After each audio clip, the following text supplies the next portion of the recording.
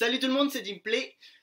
Aujourd'hui, je vais vous présenter, comment dire, j'ai installé le système Windows 10. Je me suis dit, allez, je me lance. Ça fait un mois que je le teste, ça fait un mois que je me le tape, ça fait un mois que je me contiens psychologiquement pour éviter de péter un plomb. Donc, voilà, je l'ai installé. Je n'en suis pas trop mécontent, mais il y a quand même des points qu'on va revoir ensemble après l'introduction.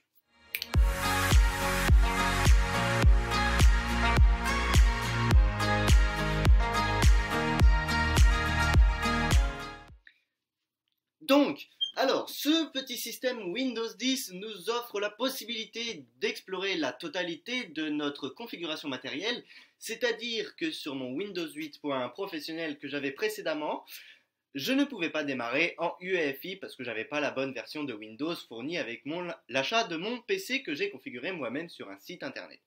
Aujourd'hui, j'ai eu la possibilité de démarrer en mode UEFI, c'est-à-dire en gros un mode qui est capable de compresser les données, entre guillemets, pour pouvoir avoir un démarrage super rapide et fluide. Mon ordinateur démarre aujourd'hui en UEFI en 3 secondes comparé à Windows 8.1 Pro en Legacy qui démarrait lui en 15 secondes avec un SSD bien entendu.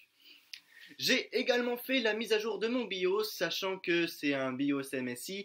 Un BIOS MSI ne se laisse pas sur la version actuelle. J'ai pris la dernière version sur le site internet d'MSI, le site officiel, et j'ai réussi à avoir un système, une exploration de ma configuration complète. J'ai maintenant le système intégré de RAM, le Dual Boot, grâce à Windows 10, entre guillemets grâce, parce que les inconvénients de Windows 10 sont qu'il installe des applications sans le demander à l'utilisateur, les modes de personnalisation du menu démarrer, c'est-à-dire dans la barre à gauche, qui est complètement inaccessible pour la personnalisation. Également, on a aussi les problèmes de paramètres, donc comme je viens de vous le dire, de confidentialité. Il ne nous propose pas, par exemple, Camtasia Studio. Dans ma vidéo précédente, je n'ai pas pu installer un logiciel parce que Windows 10 ne m'en permettait pas l'accès. Sachant que moi, j'ai mon système de montage vidéo, Camtasia, il est un tout petit peu piraté. Mais ça, on en reparlera dans une autre vidéo si vous le souhaitez.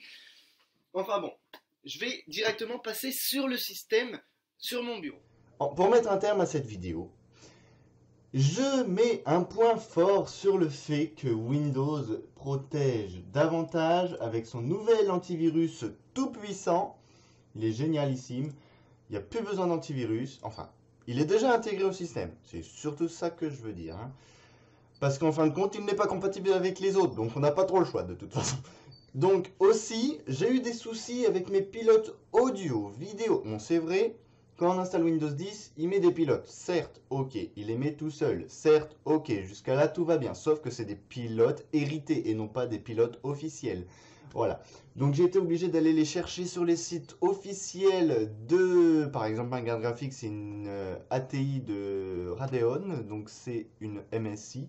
Enfin, le boîtier qui l'entoure est une MSI. Mais c'est pas parce que c'est marqué MSI dessus que c'est une MSI. C'est un ATI Radeon de 4 Go. Donc j'ai été obligé d'aller chercher les pilotes pour l'adapter. Je ne sais pas pourquoi ce putain de Windows Defender ne veut pas s'ouvrir. C'est encore une fonctionnalité Windows 10 qui est génialissime, avoir un antivirus, mais qui fonctionne qu'une fois sur 15. Oui, c'est très agréable Windows 10. Enfin bon, bref. Il me fait profiter de je dis bien l'entière configuration de mon système. Comme vous l'avez vu dans la vidéo précédente, bon, mis à part les mises à jour qui se sont incrustées dans la vidéo. Enfin bon. Je n'aime pas non plus le fait qu'ils aient remplacé...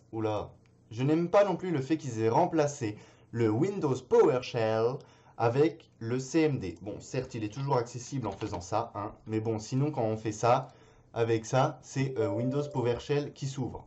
Je ne vois pas en quoi ça peut aider l'utilisateur ou même le développeur qui travaille sur ce système-là. Enfin bon, il offre des possibilités... aussi celle de supprimer, avoir des fenêtres contextuelles qui sont un peu dégueulasses. Par exemple, là, je suis en train d'essayer d'ouvrir quelque chose qui ne veut pas s'ouvrir. Enfin bon, bref. Donc par exemple, paramètres, quand je l'ouvre, eh ben, il n'y a rien qui s'affiche. Je pense que c'est parce que je suis en train de filmer et il doit pas trop aimer le fait que je filme en fait.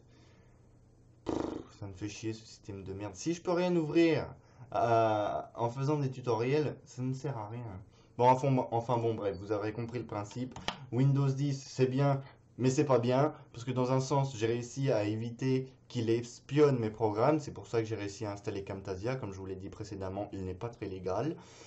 Il est également capable d'assimiler beaucoup et d'avoir plusieurs disques externes, enfin en réseau, je veux dire. Par exemple, celui-là, c'est celui de ma mère qui est connecté en bas. Et tous les autres, ce sont mes disques durs à moi, que j'utilise comme d'habitude. Objet 3D, on ne sait pas ce que c'est, mais je ne peux pas le supprimer, donc de toute manière, ça ne changera rien. Sur ce, c'est déjà la fin de cette vidéo. Abonnez-vous, likez, commentez et ciao!